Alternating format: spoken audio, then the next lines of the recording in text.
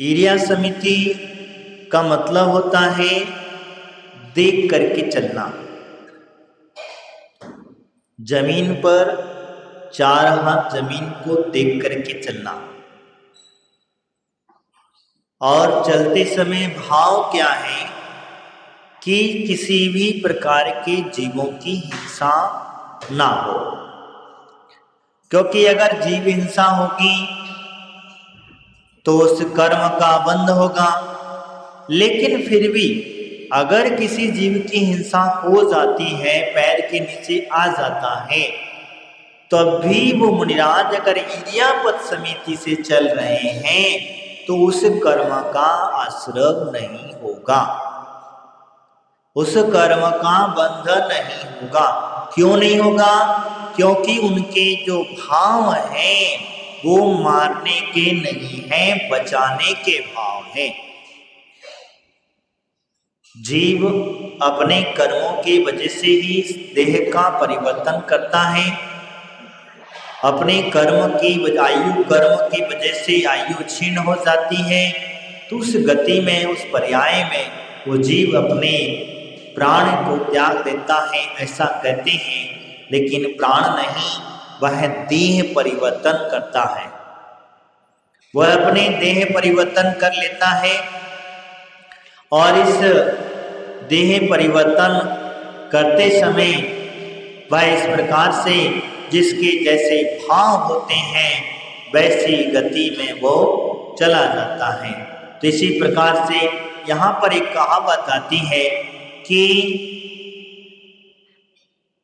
राजा श्रेणिक जब भगवान के दर्शन करने के भाव से समुद्र में जा रहा था, अपने परिवार के साथ, अपनी सेना के साथ भगवान की भक्ति करने के लिए जा रहा था, तो जाते जाते एक मेंढक को भी पता चला कि भगवान का समुद्र आया है, तो उसने भी भाव बनाए कि मैं भी भगवान महावीर स्वामी का भक्ति पूजन आदि करने के भाव बनाता है।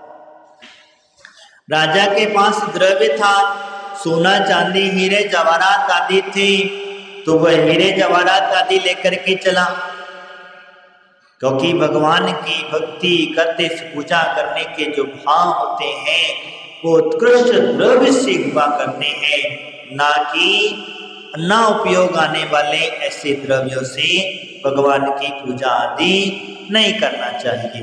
अगर आपकी सामर्थ्य है तो सोने चांदी हीरे रत्न जवाहरात आदि से पूजा करो, नहीं सामर्थ्य है तो आपकी चावल आदि इष्ट द्रव्य से पूजा करो, फल फूल आदि से पूजा करो। अगर वो भी सामर्थ्य नहीं है तो जो भी बाजार में आपको वस्तु मिलती है उससे पूजा पाठ करो। पूजा है भाई, पूजा में आप नैवेद्य चढ़ाओगे, फूल चढ़ाओगे, फल चढ़ाओगे, यही तो पूजा है। पूजा में है क्या? द्रव्य आदि चढ़ाओगे, अष्ट द्रव्य चढ़ाते हो, षडिष्ट द्रव्य में से अगर एक भी द्रव्य आपको मिल जाता है तो भी आप उसे द्रव्य को चढ़ा करके भगवान की पूजा अर्चा कर सकते हो। ये बात ध्यान में रखना। क्या द्रव्य चढ़ाते हो ये आपके हाथ में। तो मैं आपसे बात कर रहा था, तो वो बात जो मेंढक था, मेंढक के पास तो कुछ था नहीं, तो उसने क्या किया, एक पंखुड़ी तोड़ी, मुख में दबाया और चल दिया। क्या करा? पंखुड़ी को तोड़ करके मुख में दबा करके भगवान की भक्ति के भाव से चल दिया। और चला तो चला, रास्ते में जाते जाते आयु कर्म पूरा हुआ, आयु कर्म उसका पूरा हुआ और राजा श्रेणिक के हाथी के पैर के नीचे आ गया। भाव क्या थे? भाव थे भगवान की पूजा करने के, भगवान महावीर स्वामी के समुद्र में उनकी भक्ति आराधना करने के भाव थे। उन्हीं भावों से मरा, उन्हीं भावों से देह का परिवर्तन किया, तो कहते हैं स्वर्ग में जाकर के वो देव बन गया। वो स्वर्ग में जाकर के देव बना, और देव बना तो बड़ा रिद्धिधारी देव बना, क्योंकि भगवान की भक्ति के पूजा करने के भाव के साथ में अगर मरण को प्राप्त हुआ है तो महादेव बना। अब बना तो जब तक राजा सैनिक भी वहां पहुंच गया, राजा सैनिक पहुंच गया, पहुंचने के पश्चात वह जो देव मेंढक का जीव जो था वो देव बना था, वह भी अपनी विभूति के साथ भगवान के महावीर स्वामी के समुद्र में पहुंच गया। कहते हैं भगवान महावीर स्वामी से राजा सैनिक पूछते हैं कि भगवान ये देव इतनी देर से क्यों आया है? सारे देवता तो आ गए हैं, लेकिन ये देव इतनी देर से क्यों आया है, क्या रीजन है? तब भगवान ने पूरी घटना बताई और उससे कहा तेरे हाथी के पैर के नीचे इसकी मृत्यु हुई और उसने भक्ति के प्रभाव से उत्पात सैया पर जन्म लिया, और वहां पर इसे जैसे ही अवधि ज्ञान से जाना वैसे ही तुरंत भागा भागा प्रभु की भक्ति में आ गया है। यही कारण है। तो प्रभु भक्ति का चमत्कार जिसको हम कहते हैं, तो वही कहने का तात्पर्य यह है। तो अगर वो जीव मर गया तो मर जाने से वह राजा सैनिक को पाप नहीं लगा। ऐसे ही हमारे मुनिराजों के लिए कहा, ईर्या समिति का मतलब यही होता है। अगर मुनिराज अगर विहार कर रहे हैं, चल रहे हैं और ईर्यापद समिति से चल रहे हैं, तो है उनको किसी भी प्रकार का दोषारोपण नहीं लगेगा, हिंसा का पाप नहीं लगेगा। एक बार की घटना है, आचार्य गुरुदेव शिव सागर जी महाराज की एक शिष्या थी, और वो शिष्या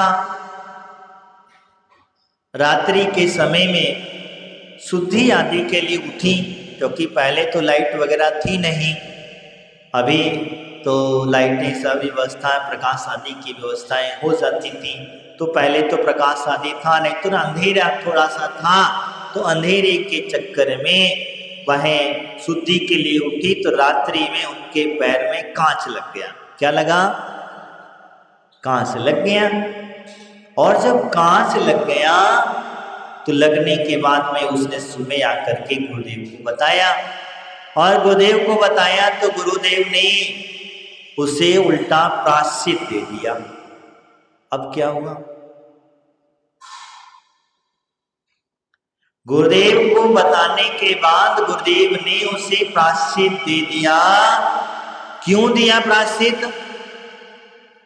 प्रायश्चित क्यों दिया? प्रायश्चित इसलिए दिया कि वो तो कांच था, तो तुम्हारे पैर को नुकसान पहुंचाया है, और अगर उसकी जगह पर कोई जीव होता तो वह तो बेचारा राम नाम सत्य हो जाता।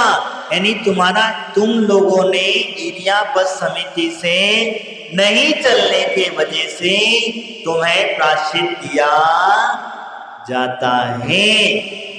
यानी कि बड़ा सोच दृष्टि दूरदृष्टि हुआ करती थी आचार्यों की, बड़ी द्रुप दृष्टि कहते हैं। इसीलिए हमारे दिगंबर मुनिराजों को रात्रि में चलने का निषेध है। हमारे गुरुदेव धर्म सागर जी महाराज कहते हैं कि जहां रात्रि उनकी सूर्य की रेखाएं लुप्त हुई और जहां हस्त की रेखाओं का दिखना बंद हुआ, कितना भी किलोमीटर क्यों ना चलना पड़ता हो, बस उनका विहार उतना ही होता था। जहां रात्रि हो गई वहीं बैठ जाते। अब तो महाराज इतना किलोमीटर चलना पड़ेगा, क्या कहते हो? और तुम कहते बताते हो 5 किलोमीटर निकलता है, 7 किलोमीटर। तो मुनि महाराज तो 5 किलोमीटर का टाइमिंग लेकर के चले थे। 5 किलोमीटर तुमने कहा भाई 5 किलोमीटर मेरा 1 घंटा 1.25 घंटे का टाइम फिक्स है, अब उसमें तुम 2 किलोमीटर एक्स्ट्रा बढ़ा दिए तो सूर्य अस्त हो जाता है, तो क्या करना है महाराज? तनक से दूर तो है ही, बस वो दिख रहा, बस वो दिख रहा है। क्या करते हो? बस महाराज वो नजदीक वही दिख रहा, बस ये दिख पहुंच गए अपन। तो इससे दोष चलने का जो दोषारोपण होता है, उस दोषारोपण का भागीदारी कौन बनेगा? रात्रि में इरियापद समिति मुनिराज की नहीं बन पाती है। इसी कारण से हमारे आचार्य भगवंतों ने कहा कि रात्रि में चलने का निषेध है। क्यों? इसी वजह से निषेध है क्योंकि उनके दिखता है नहीं है, प्रकाश उपलब्ध है नहीं है। इसी वजह से सारे प्रावधान हमारे आचार्यों ने कहा।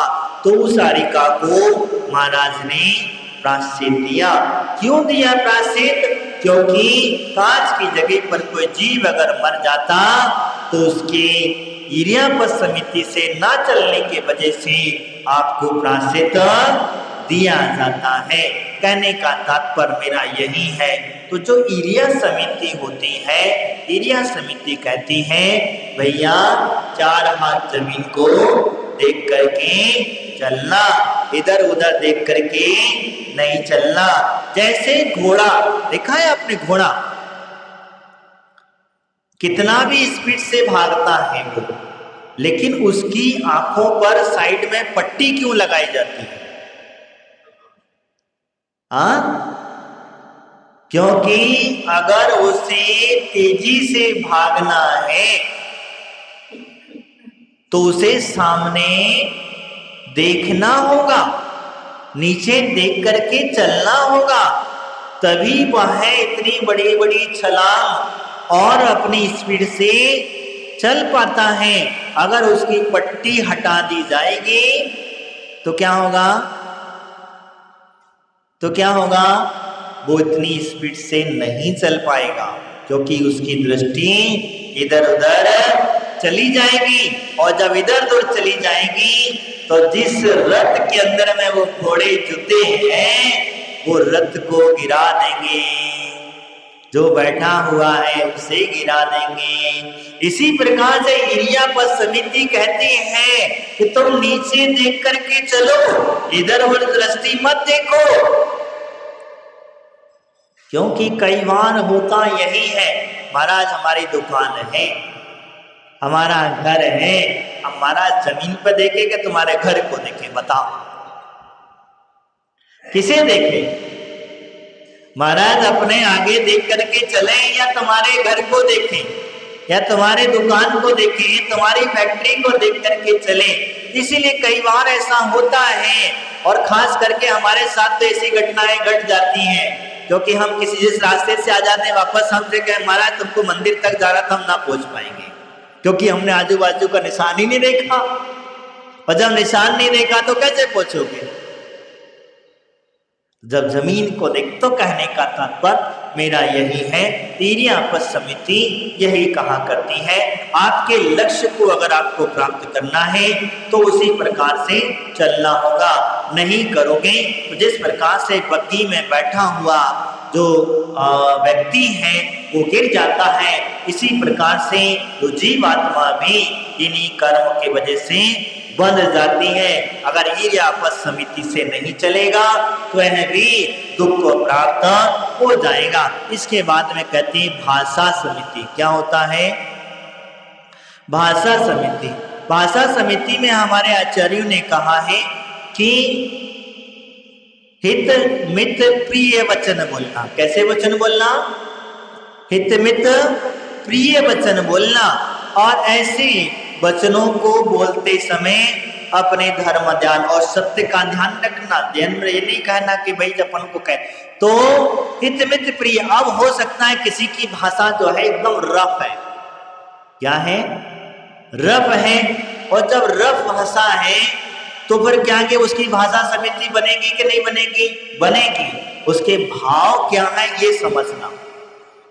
जैसे माँ अपने बच्चे को डांटती है, पीटती है, चिल्लाती है, सब कुछ होता है। माँ के भाव क्या है?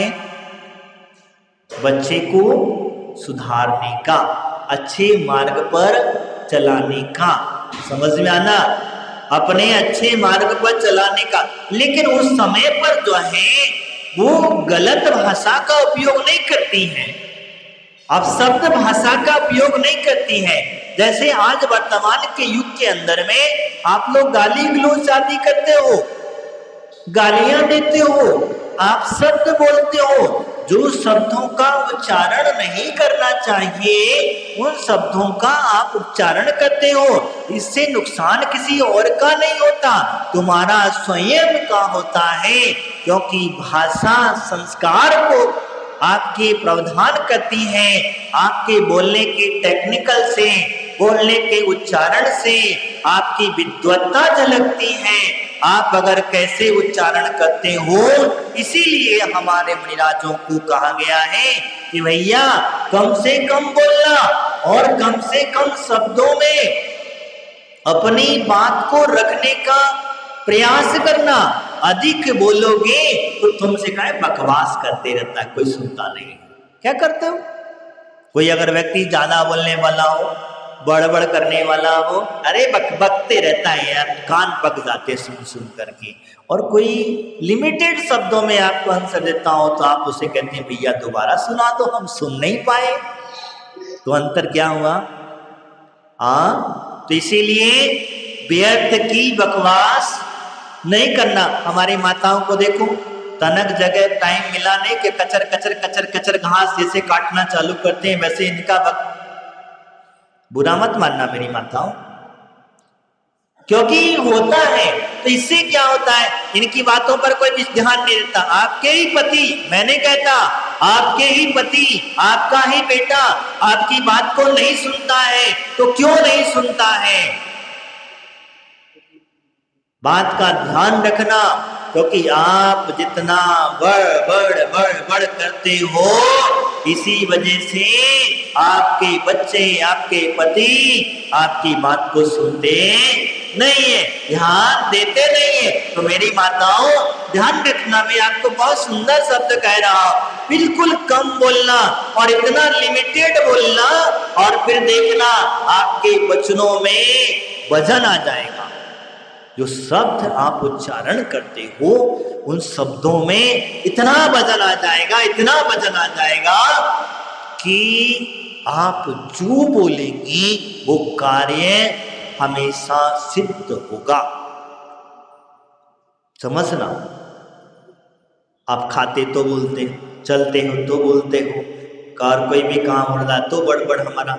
हम इन शब्दों को जब खर्च कर देंगे तो फिर इनमें वजन रहेगा कहाँ? वजन रहेगा नहीं रहेगा। तो इसी कारण से हमारे आचार्य गुरुदेव हमेशा धर्म शंकर जी महाराज बहुत कम बोला कर, और बोलते थे तो इतना सटीक बोलते थे कि आदमी के हृदय तक को छू जाता था। शांति सागर जी महाराज जब कभी बोलते थे, कोई शब्दों का उच्चारण करते थे तो इतना सटीक करते थे कि आपके हृदय को इतना स्पर्श कर लेता था कि वास्तविकता में आपके अंदर में हृदय की परिवर्तन हो जाता था। इसी वजह से तो कहते हैं उनके सामने शेर आ गया और शेर को भी भाव उन्होंने परिवर्तन कर दिए। सर्प उनके शरीर पर नाचता रहा, सर्प के भाव परिवर्तन कर दिए। पागल ने उनके ऊपर उपसर्ग किया, पागल के भाव उपसर्ग कर दिए। कई ऐसे उनके जीवंत उदाहरण हैं। इसीलिए हमारे आचार्यों ने कहा कम बोलो, अच्छा बोलो और साफ सुथरा बोलो, तो उसमें आनंद है। और आज का जमाना उसका नहीं रहा। ये तो हमारे चतुर्थ काल के मुनिराज थे, कम बोलते थे और सटीक शुद्ध बोलते थे। आज तो अगर हम आपसे बात ना करें तो आपका आना ही बंद हो जाएगा। महाराज पूछते ही नहीं है, बातें ही नहीं करते, तो महाराज के पास जाके फायदा क्या? आजकल ये हमारे युवा बच्चों को, इनको जितना फ्रैंकली बात करो, इनसे जितनी गप्पे सप्पे लड़ाओ, इनसे जितनी पंचायतें करो, उतने तो आ करके महाराज के पास चिपकते हैं। और इनसे अगर बात करना बंद करी, कहते महाराज तो अपने में धुन में रहते, बात ही नहीं करते। तो भैया आप नहीं समझ सके हो, क्यों आप मुनिराज की भाषा खराब करना चाहते हो? जब फ्रेंकली हो जाएंगी तो फिर क्या होगा? इसके पीछे एक नुकसान है, आपको बताता हूं। जब आपकी भाषा बिगड़ जाएगी, जब दोस्तों में आप आपस में चर्चा करते हो तो क्या करते हो? दोस्तों में जब चर्चा करते हो, जब फ्रेंकली होता है, जिससे आपकी बहुत लंगोटी यारी जिसको कहते हैं, हम कहते हैं बहुत दोस्त यारी है, उससे हम कुछ भी बक देते हैं। बोलते को नहीं बोलते, हम कुछ भी बोल देते हैं, कैसे भी शब्दों का उपयोग कर लेते हैं, तब भी हमारी क्योंकि लाज लज्जा सब खत्म। जब लाज लज्जा खत्म तो फिर बोलने में हिचकिचाहट भी खत्म हो जाती है। इसीलिए वो शब्दों का उच्चारण कहते हैं, इन शब्दों से भी कर्मों का आश्रय होता है। मैं आपसे जो कह रहा हूं समझ लो, हम इन शब्दों का जो उच्चारण करते हैं उन कर्मों का भी आश्रय होता है, और आश्रय जो है उसे रोकने के लिए भाषा का सदुपयोग करना चाहिए। इसका नाम एक गुप्ती भी है, जिसको कहते हैं वचन गुप्ती। ध्यान रखना, वचन गुप्ती भी है। और वचन गुप्ती, जितने वचनों को तुम गुप्त रखोगे उतनी जल्दी तुम्हें केवल ज्ञान उत्पन्न हो जाएगा, फिर तुम्हें बोलने की जरूरत नहीं पड़ेगी। आपके साथ बताइए इतनी सामर्थ हो जाएगी आपके अंदर में कि सामने वाला व्यक्ति आपसे क्या कह रहा है और वो क्या कहना चाहता है, आप बिना बोले ही सामने वाले को आंसर दे दोगे, बिना बोले। भगवान बोलते हैं, बताओ मुझे, तीर्थंकर भगवान बोलते हैं, केवली भगवान तो बोलते हैं? नहीं बोलते। क्यों नहीं बोलते? आपकी तरह उच्चारण क्यों नहीं करते? उनके मुख से कोई उच्चारण नहीं होता। अरे होठ तक नहीं हिलते हैं, वो तो छोड़ो, होठ का भी हलन चलन नहीं होता है। तो ये कारण क्या है? ये वचन गुप्ती का प्रभाव है। समझ में आया? इसीलिए ध्यान रखना, बहुत कम बोलना। और इसीलिए भाषा साधुओं के लिए कहा गया है, भैया, हे मुनिराजो, हे आचार्य उपाध्यायों, अगर आपको बोलना पड़े तो मात्र धर्म कार्य ही बोलना, जिन वाणी का ही श्रवण कराना, फालतू की व्यर्थ की बकवास मत करना। तुम्हारे घर में कितने बच्चे हैं, तुम्हारे घर में कितना परिवार है, कितना परिग्रह है, कितनी खेती बाड़ी है, कितना क्या है, कैसे कमाते हो, कहाँ से आता है, कहाँ जाता है, तुम्हारी शादी हुई कि नहीं, ये सब बातें करोगे तो तुम परापर जुड़ जाओगे। और ये बातें जो नहीं करता वो तुम्हें क्या चाहिए? तो ये सब साधुओं के उच्चारण करने के शब्द नहीं है, साधुओं को बोलने की जरूरत नहीं है, ये सब कहने से और बताने की जरूरत नहीं है। इसीलिए हमारे मुनिराजों को मौन रहने का उपदेश कहा है। भाषा समिति की मैंने आपसे चर्चा की, तो भाषा कैसी बोलना? जब बोलते हो तो हित मित और प्रिय भाषा बोलना, जिन शब्दों का उच्चारण मत करना जिनसे लोगों के हृदय में घात होता हो, जिससे लोगों को पीड़ा होती हो, जिन शब्दों से लोगों के हृदय दिल दुखता हो, ऐसे भी शब्दों का उच्चारण नहीं करना। कटु शब्द नहीं बोलना, कठोर शब्द नहीं बोलना, ये भाषा समिति का उद्देश्य का। इसके बाद में कहते हैं ईरिया भाषा ऐसा समिति। ऐसा समिति कहती है, आप जो भोजन कर रहे हैं, आप जो आहार कर रहे हैं, उस आहारचर्या को, भोजन को शोधन करके करो, देख करके करो। ये ऐसा समिति का कार्य है। जो आहारचर्या आदि हम करते हैं उसे बिना परिमार्जन किए, बिना देखन शोधन किए हुए नहीं ग्रहण करना। तो ईष्णा समिति का कार्य ईरिया पद के साथ साथ में ईष्णा भी लग गया। अब इसके बाद में कहा आदान निक्षेपण समिति। आदान निक्षेपण समिति क्या है? तो कहते हैं उठाते समय, रखते समय कोई भी शास्त्र हो, पिछी कमंडल हो, पाटे चटाई आदि हो, इनका परिमार्जन करके ही इन्हें उठाना चाहिए और इन्हें रखना चाहिए। आप लोग भी उठाते हो, टेबल सरका देते हो, सरकाना नहीं, क्या खींचना नहीं। कोई भी शास्त्र है उठाकर लेना, जैसा पूजा पाठ सामग्री आदि को खींचना नहीं, फेंकना नहीं, सरकाना नहीं, ये इस कार्य नहीं करते। ये तो उठाते हैं, मार्जन करते हैं, फिर रखते हैं, फिर मार्जन करेंगे, फिर उठाएंगे, फिर रख देंगे। ये आदान निक्षेपण समिति है। यानी आदान प्रदान करते समय बिना परिमार्जन के मुनिराज जो है कोई भी वस्तु को ग्रहण नहीं करते हैं, जिसका नाम है आदान निक्षेपण समिति। अब क्या कहें, जब से जंगल जाते हैं, सोच प्रतिष्ठापन आदि सोच आदि करते हैं, करने के लिए तब भी बस दो एक सोच करके परिमार्जन करके ही करते हैं। अब आज वर्तमान में सरकार की व्यवस्था अलग हो गई है, तो पहले हमारे मुनिराज जंगलों में ही जाया करते थे, प्राय करके जंगलों में जाते थे। अब जंगलों में भी जब जाते थे तो वहां पर सारे जीव जंतु आदि को देख करके जाते थे, ये सारी बातें हुआ करती थी।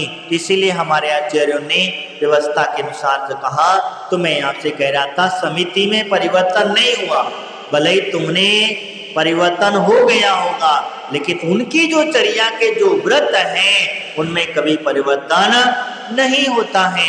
आदान निक्षेपण अंत में उन्होंने कहा प्रतिष्ठापन समिति इसको कहा जाता है। तो इस प्रकार से हमारे आचार्य भगवंत कहते हैं प्रतिष्ठापन समिति यानी कि आपने जिस किसी की भी प्रतिष्ठा की है, आपने जो कोई वस्तु रखी है, उसे क्या करना, देख सोच करके रखना, कहीं जीव जंतु आदि तो नहीं है। तो समिति का कार्य यही होता है। ये कहती है कि भैया जीवों की रक्षा करने के लिए ये 5 समिति का मुनिराज उपाय करते हैं। मुनिराज इन 5 को चलते हैं। इसके पश्चात वो कहते हैं 3 गुप्ती। क्या कहा है? 3 गुप्ती। 3 गुप्ती में वचन गुप्ती,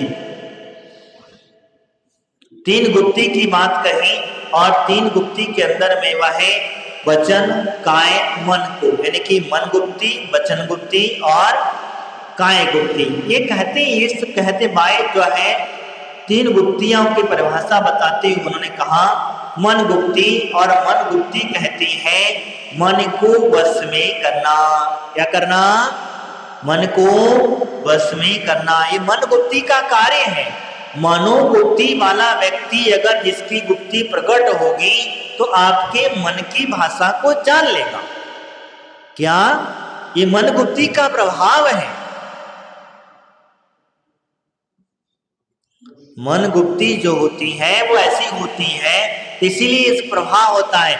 वचन गुप्ती जो होती है, वचन वह बोलता नहीं है, और जब बोलता है तो सिर्फ मात्र और से क्या है, जिनवाणी के शब्दों का ही उच्चारण करता है। जो इसको कहा द्वाद संग वाणी के अनुसार ही उच्चारण करता है। ये वचन बहुत सीमित और कम लिमिटेड शब्दों में अपनी बात को बोल देना, ये वचन गुप्ती का उद्देश्य होता है। काय गुप्ती कहती है शरीर को जो है किसी भी गलत कार्य में नहीं जाने देना, ये काय गुप्ती का कार्य है। समझना इस बात को। तो मैंने पीछे मन योग, वचन योग और काय योग, समझना मेरी बात को। मन योग मन गुप्ती से समाप्त होगा, वचन योग वचन गुप्ती से का समाप्त होगा, यानी कि रुकेगा। ध्यान रखना मैं जो कह रहा हूं। मन योग जो आश्रव है वह मन गुप्ती के माध्यम से वह आश्रव रुकेगा, वचन गुप्ती से वचन योग रुकेगा, और काय गुप्ती से